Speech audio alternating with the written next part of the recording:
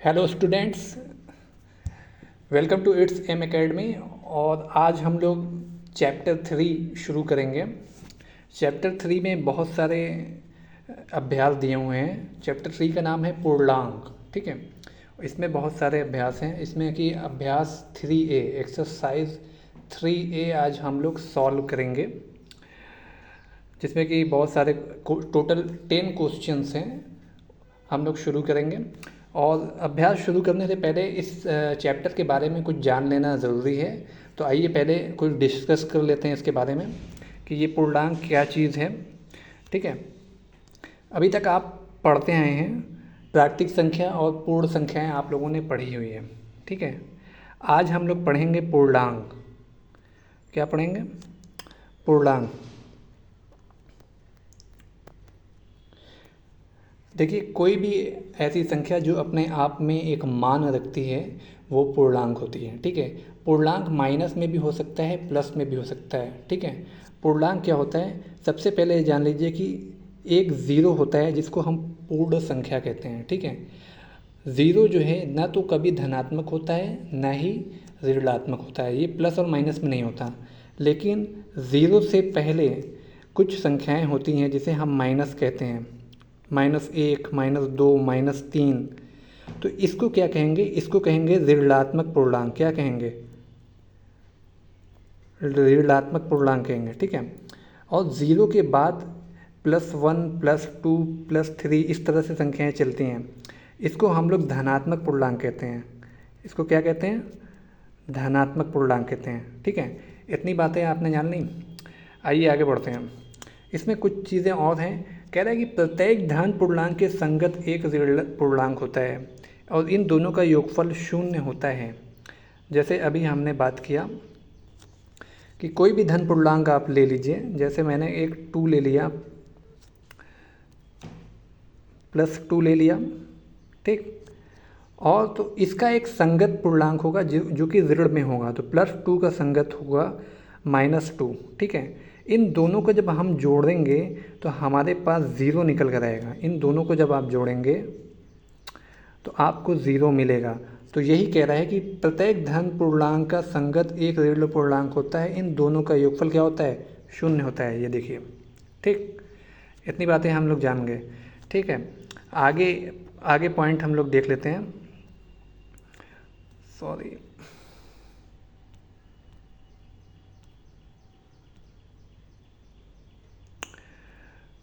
एक minute. Next point आप ये याद रखिए कि शून्य के दाहिने तरफ हमेशा शून्य के दाहिने तरफ हमेशा धन पूर्णांक होता है। कौन सा होता है? धन पूर्णांक होता है। ठीक है, और शून्य की बाएं तरफ हमेशा ऋण पूर्णांक होता है। ठीक, इसी को कहते हैं ऋणात्मक पूर्णांक। -1, -2, -3 जो शून्य से छोटा होता है। ठीक है, एक पॉइंट और याद रखिए कि संख्या रेखा पर हमेशा दाहिने तरफ वाली संख्या बड़ी होती है। जैसे ये 3 है, 3 के दाहिने तरफ जो 2 है इसे बड़ा माना जाएगा। ठीक है, 2 से बड़ा क्या होगा? -1 होगा। ठीक है, तो हमेशा जो है संख्या रेखा पर दाहिने तरफ वाली संख्या बड़ी मानी जाती है। ठीक है, ये पॉइंट आप हमेशा याद रखिएगा। आगे देखिए क्या याद रखना है आपको। कह रहा है कि प्रत्येक धन पूर्णांक समस्त ऋण पूर्णांकों से बड़ा होता है। ये बात सही है। प्रत्येक धन पूर्णांक सभी ऋण पूर्णांकों से बड़ा होता है। ठीक है, कोई भी ऋण पूर्णांक ले लीजिए उससे धन पूर्णांक बड़ा होगा। ये जो है हमेशा बड़ा होगा। ठीक है,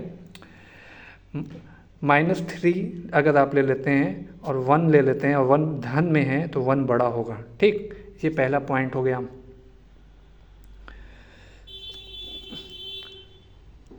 दूसरा पॉइंट कह रहा है कि शून्य प्रत्येक धन पूर्णांक से छोटा होता है। ये भी बात सही है।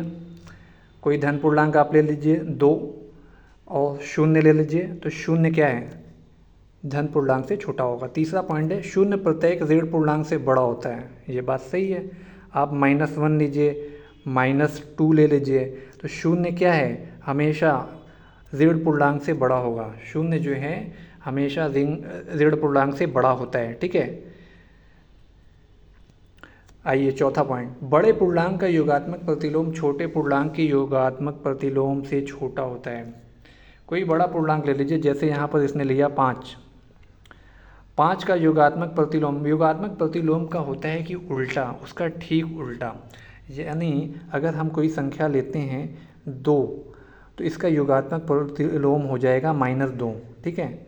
अगर हम -2 लेते हैं तो इसका योगात्मक प्रतिलोम हो जाएगा +2, ठीक है। ठीक विपरीत वाले को हम योगात्मक प्रतिलोम कहते हैं। जब भी हम इन दोनों को जोड़ते हैं तो 0 आता है, चाहे इन दोनों को जोड़ लें, ठीक है। तो यही कह रहा है कि योगात्मक प्रतिलोम बड़े पूर्णांक का योगात्मक प्रतिलोम, बड़े पूर्णांक का योगात्मक प्रतिलोम छोटे पूर्णांक के योगात्मक प्रतिलोम से छोटा होता है। इसको उदाहरण देकर आप जान सकते हैं। ये देखिए 5 का योगात्मक प्रतिलोम कितना है? 3 है। लेकिन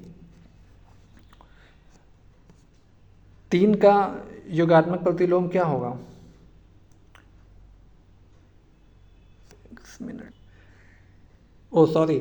5 का योगात्मक प्रतिलोम +5 का योगात्मक प्रतिलोम -5 होगा, ठीक है।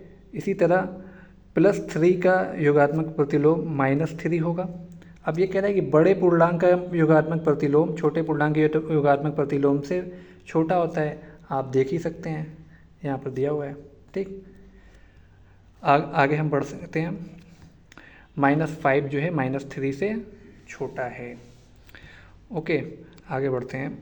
क्वेश्चन नंबर 1 अब हम लोग देखते हैं 3A का, ठीक है। कह रहा है निम्नांकित सारणियों में रिक्त स्थानों की पूर्ति के लिए सारणी के नीचे 4 विकल्प दिए गए हैं, जिसमें से केवल एक ही सही है।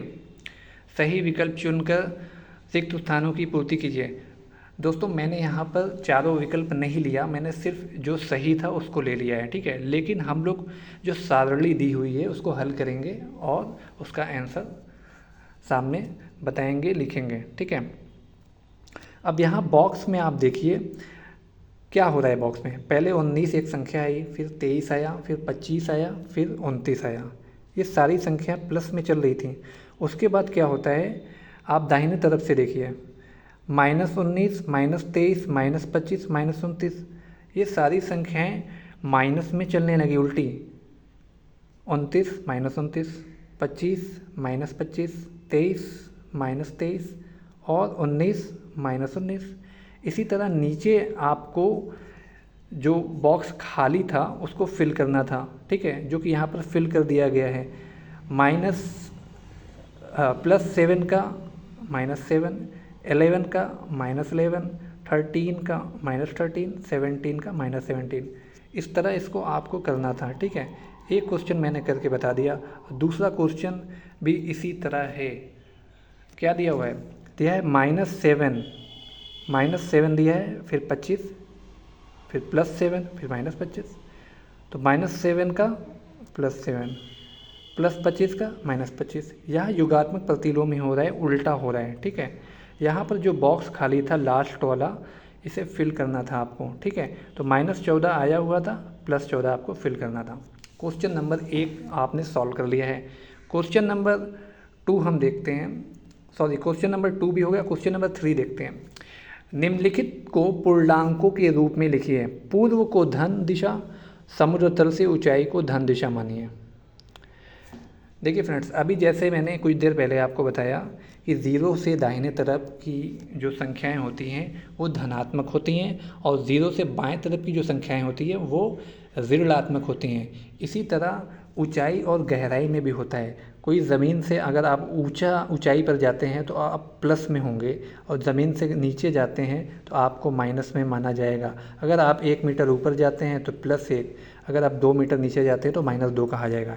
इसी तरह लाभ और हानि होता है। अगर आपको 10 रुपये का फ़ायदा होता है तो आप +10 करेंगे। अगर आपको नुकसान हो गया और कहेंगे कि 10 रुपये का नुकसान हो गया, तो हानि को हमेशा -10 लिखते हैं, ठीक है। तो आइए सवाल की ओर देखते हैं क्या कहता है। कह रहा है 0 से नीचे 4 डिग्री सेल्सियस तापमान, यानी एक तापमान दिया हुआ है, एक थर्मामीटर है, तो उससे कह रहा है कि 0 से नीचे तो 4 डिग्री, तो 0 से नीचे 4 डिग्री का मतलब होगा कि हम उसे -4 लिखेंगे, ठीक है। अगर ये शून्य से ऊपर होता तो हम उसे प्लस में लिखते, ठीक है। हमेशा ऊंचाई को प्लस में दिखाते हैं। अब यहाँ कह रहा है 7 कदम पूर्व, क्या कह रहा है, 7 कदम पूर्व। तो जब भी पूरब और पश्चिम की बात आती है तो आप पूर्व को हमेशा प्लस में दिखाएंगे। पूरब किधर है, इधर है, ठीक है। तो 7 कदम पूर्व तो +7। अगर कहता कि 7 कदम पश्चिम तो आप -7 लिखते हैं, ठीक। तो इसको कॉपी पर आप किस तरह हल करेंगे, ये आपकी स्क्रीन पर दिया हुआ है, ठीक है। इस तरह आप कॉपी पर हल करेंगे। क्वेश्चन नंबर 3 का 1 और 2 हम लोगों ने कर लिया है। क्वेश्चन नंबर 3 का 3 देखते हैं। अब देखिए आ गया लाभ और हानि वाली बात। अभी मैंने बताया था कि अगर नुकसान होगा तो माइनस में दिखाएंगे। तो -3.8 यानी 3 रुपये 28 पैसे की हानि हुई है तो माइनस में लिखेंगे। अब देखिए आ गया 18 मीटर पश्चिम का विस्थापन, यानी पूरब में कोई जा रहा था, अब उसको पश्चिम में उल्टे जाना है तो अब माइनस में लिखेंगे, -18 मीटर, ठीक। समुद्र तल से 1000 मीटर ऊंचाई, देखिए ये समंदर है। अभी मैंने बताया था कि जब भी ऊंचाई को आप बताते हैं तो प्लस में बताते हैं, तो 1000 जो है आपका प्लस में रहेगा, ठीक है। और जब भी प्लस में संख्या रहती है तो हम प्लस को लिखते नहीं हैं, ठीक है, जैसे यहाँ पर इसने लिखा नहीं है, ठीक। अगर कहता कि समुद्र तल से नीचे, तो नीचे अगर होता तो हम माइनस में लिखना पड़ता, ठीक है। लेकिन सवाल में ऊंचाई की बात किया है इसलिए आप प्लस में वाला ही लिखेंगे, ठीक है।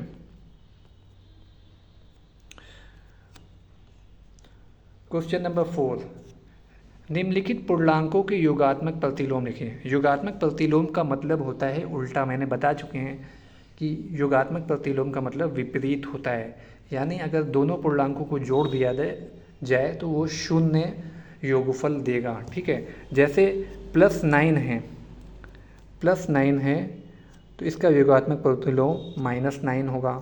-21 है तो इसका योगात्मक प्रतिलोम +21 होगा, ठीक है। अगर इन दोनों को जोड़ा जाएगा, इन सब को जोड़ोगे तो ज़ीरो मिलेगा। क्या मिलेगा, ज़ीरो मिलेगा, ठीक है। इसको समझने के लिए आप एक रेखा पर समझ लीजिए। जैसे एक रेखा हमने खींची, ये ज़ीरो है, ठीक। इधर 1 और 2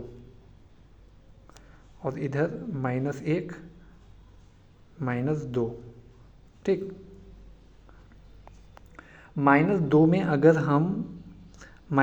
अगर हम 2 जोड़ते हैं तो क्या आएगा, ये -2 है आपका, 1 मिनट, ये -2 है। अगर इसमें आप 2 जोड़ते हैं तो क्या आएगा, 1 2, सॉरी 1 मिनट 1 2, ठीक है। जब इसमें 2 जोड़ेंगे तो हमारा जवाब क्या आएगा, 0 निकल कर आएगा, ठीक है, 0 निकल कर आएगा। नेक्स्ट क्वेश्चन की ओर बढ़ते हैं।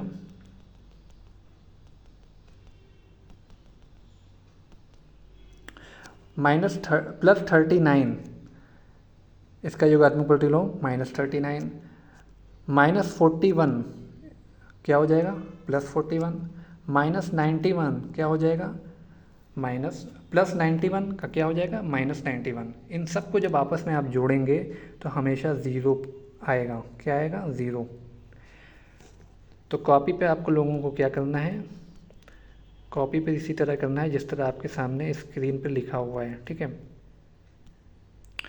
क्वेश्चन नंबर 5 देखते हैं। संख्या रेखा खींचिए, उस पर निम्नांकित पूर्णांकों को प्रदर्शित कीजिए। एक संख्या रेखा खींचा, बीच में 0 को रखा, ठीक है। 0 न्यूट्रल होता है, वो ना धन होता है ना ऋण होता है, इसलिए उसको बीच में रखते हैं, ठीक है। अब +4 हमें दर्शाना है तो +4 0 के दाहिनी तरफ हमेशा बनेगा। धन संख्याएं जो होती हैं, धन पूर्णांक, वो 0 के दाहिनी ओर होता है, मैंने पहले भी बताया है।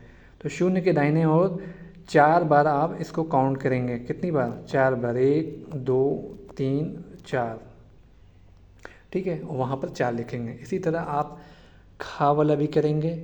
माइनस है तो माइनस आपको मालूम ना चाहिए, 0 के बाएं तरफ चलता है माइनस, ठीक है। तो -9 को इस तरह यहाँ पर दर्शाएंगे। ये संख्या रेखा आप कॉपी पर बनाएंगे और इसी तरह कॉपी पर इसको हल कर लेंगे। ठीक है। क्वेश्चन नंबर 6, पूर्णांकों को ऊर्ध्वाधर संख्या रेखा पर भी दिखा सकते हैं। देखिए, ऊर्ध्वाधर का मतलब खड़ी रेखा, जिस पर ऊपर की दिशा को धनात्मक तथा नीचे की दिशा को ऋणात्मक माना जाता है। ठीक है। और बीच में क्या होता है, शून्य होता है। पार्श्वांकित संख्या रेखा देखिए और निम्नांकित प्रश्नों के उत्तर दीजिए। इस संख्या रेखा को आप एक बार ध्यान से देख लीजिए। ठीक है। इसमें क्या हो रहा है कि यहाँ पर शून्य दिया हुआ है और उसके ऊपर जो है वो प्लस में चल रहा है और नीचे क्या है, माइनस में चल रहा है। ठीक है। ALDC। ठीक है। ये जो पॉइंट बने हुए हैं, ये इनको आप +1 +2 +3 समझिएगा। ठीक है। क्वेश्चन देखते हैं क्या कहता है। क्वेश्चन कह रहा है कि ए बिंदु +7 है। ठीक है। कौन सा बिंदु -7 होगा। ठीक है। ए बिंदु कहाँ है, यहाँ पर है। ठीक है। तो ये प्लस में चल रहा है, तो माइनस में हमें ढूंढना है, तो जाहिर सी बात है हमें 0 से 7 कदम नीचे जाना होगा। ठीक है। तो 0 से 7 कदम नीचे जाएंगे तो बिंदु ई पर हमें 7 कदम पूरा हो जाएगा, तो उसे -7 कहेंगे। ठीक है। क्वेश्चन नंबर खा, बिंदु बी किस पूर्णांक को निरूपित करता है। बिंदु बी किस पूर्णांक को निरूपित करता है। बी कहाँ पर है,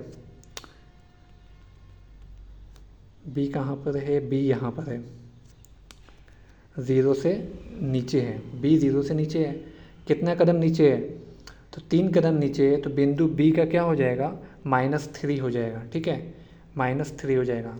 क्वेश्चन नंबर गा दिया हुआ है, बिंदु बी का विपरीत बिंदु बताइए।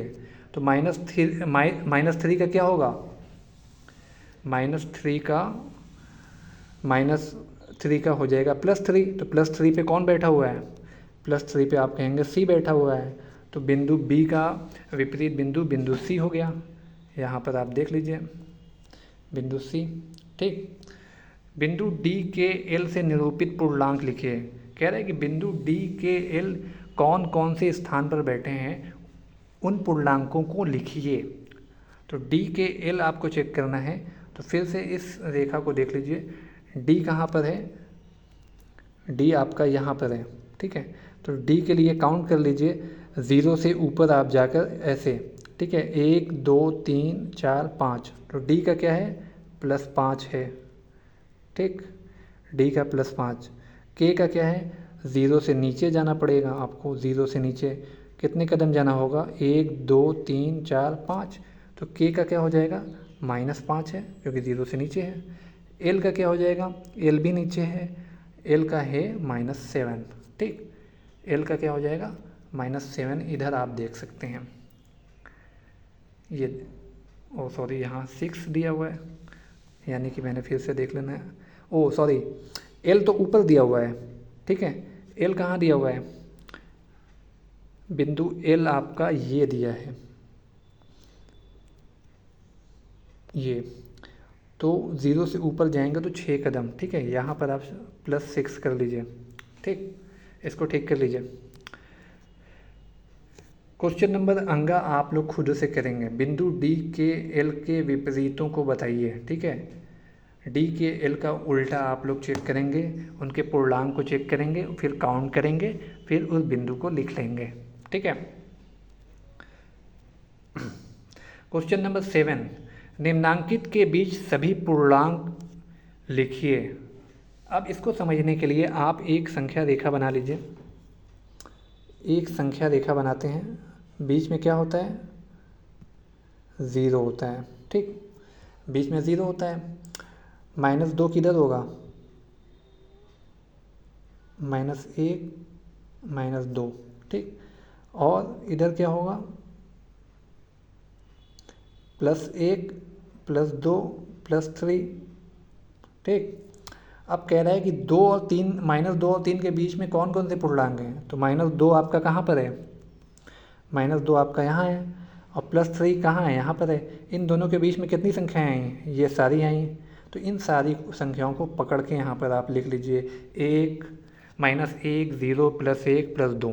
ठीक है, समझ में आ गया। क्वेश्चन नंबर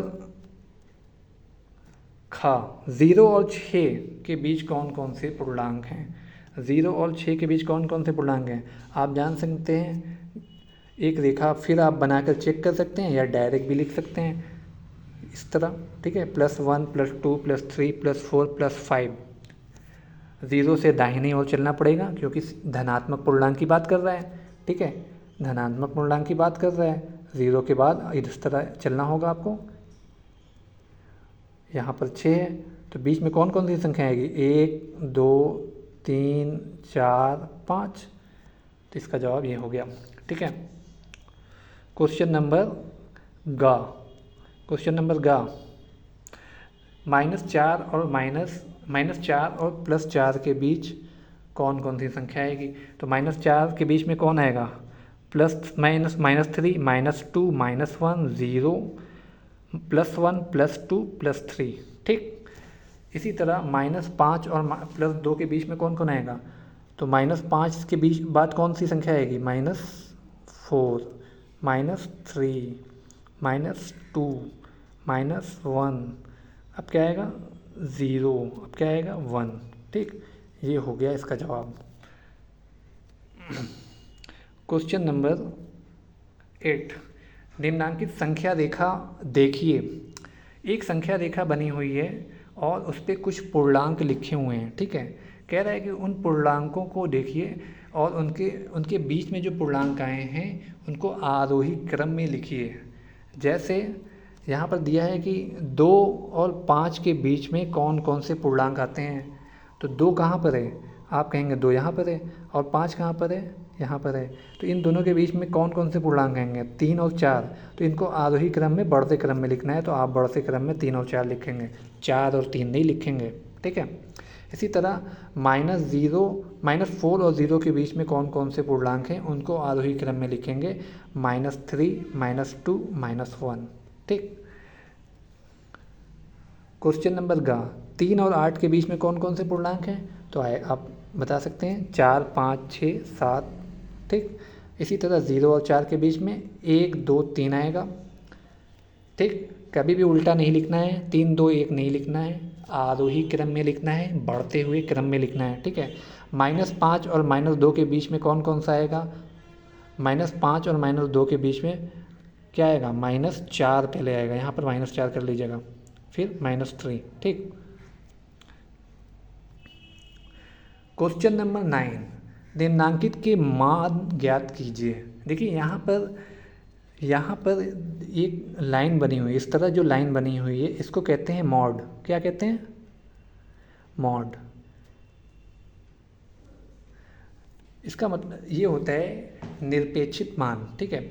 इसमें क्या होता है कि जब भी इस तरह संख्या दी हुई है तो हम दोनों पाई को हटा देते हैं और अंदर जो भी संख्या होती है चाहे वो प्लस में हो चाहे वो माइनस में हो, बाहर निकलने पर वो प्लस में हो जाती है। देखिए जैसे दिया है -13, पाई मैंने हटाया है +13 हो गया, ठीक। ये दिया है +12, पाई हटाया तो ये +12 ही रहेगा। आपको ये याद रखना है कि जब भी बाहर निकलेगा वो हमेशा प्लस में ही रहेगा। अंदर भले माइनस में दिया हो, अंदर भले प्लस में दिया हो, कुछ भी दिया हो, बाहर जब भी आप पाई के बाहर निकालेंगे ये सारी संख्याएं प्लस में लिखी जाएंगी, ठीक है। 0 का 0 हो जाएगा, 47 का 47, 101 का 101। इसको कॉपी पर आप इस तरह ही कर लेंगे, ठीक है। क्वेश्चन नंबर 10 लास्ट, ये ट्रू और फॉल्स पर है। इसमें आपको पढ़ना है और पता करना है कौन सत्य है कौन असत्य है। सबसे छोटा पूर्णांक 0 होता है, बिल्कुल गलत बात। 0 एक पूर्ण संख्या होती है, सबसे छोटा पूर्णांक नहीं होता। 0 से छोटा भी पूर्णांक होता है जो माइनस में चलता है, जिसको हम ऋणात्मक पूर्णांक कहते हैं। इसलिए पहला क्या हो गया, पहला हो गया असत्य, ठीक है। दूसरा 0 का विपरीत नहीं होता, बिल्कुल सही बात है, 0 का कोई विपरीत नहीं होता, कोई उल्टा नहीं होता, दूसरा हो जाएगा सत्य। तीसरा दिया है -17 जो है वो -15 से बड़ा है, गलत बात। हमने बताया था कि संख्या रेखा पर हमेशा दाहिने तरफ वाली संख्या बड़ी होती है। जब आप संख्या रेखा देखेंगे तो -17 इधर आएगा और -5 इधर आएगा दाहिने तरफ। तो दाहिने तरफ वाली संख्या हमेशा बड़ी होती है, छोटी नहीं होती। यहाँ बड़ी कह रहा है, ठीक है। तो ये क्वेश्चन नंबर गा भी असत्य हो गया। एक धनात्मक पूर्णांक अपने योगात्मक प्रतिलोम से क्या होता है, बड़ा होता है। सही बात है। एक धनात्मक पूर्णांक हमेशा उसका योगात्मक प्रतिलोम क्या होगा, माइनस में होगा। कोई भी धनात्मक पूर्णांक आप लेंगे उसका जब भी उल्टा करेंगे तो वो माइनस में होगा, जो कि उस पूर्णांक से छोटा होगा। जैसे उदाहरण लेकर समझ लेते हैं, मैंने ले लिया +2, ठीक है। अब इसका योगात्मक प्रतिलोम -2 होगा। अब यहाँ पर कह रहा है धनात्मक पूर्णांक अपने योगात्मक प्रतिलोम से बड़ा है। देख लीजिए धनात्मक पूर्णांक इससे बड़ा है, इससे बड़ा है, ठीक। क्वेश्चन नंबर नेक्स्ट है, एक ऋणात्मक पूर्णांक अपने योगात्मक प्रतिलोम से बड़ा होता है। तो उल्टा हो गया, यही बात हो गई अभी जो पहले हम कर रहे थे, असत्य हो गया। शून्य का योगात्मक प्रतिलोम शून्य है, ये भी सही बात है, ठीक है। शून्य का योगात्मक प्रतिलोम शून्य है, इसको काट दीजिए, ये कॉपी पर नहीं, ठीक है। शून्य का योगात्मक प्रतिलोम शून्य है। इस तरह हम लोगों ने चैप्टर 3 का अभ्यास 3A एक्सरसाइज 3A आज हम लोगों ने सॉल्व कर लिया है। आप लोग जैसे मैंने बताया है वैसे ही कॉपी पर सॉल्व करेंगे। वीडियो पसंद आया है तो लाइक कर लीजिए और चैनल को सब्सक्राइब कर लीजिए। Thank you.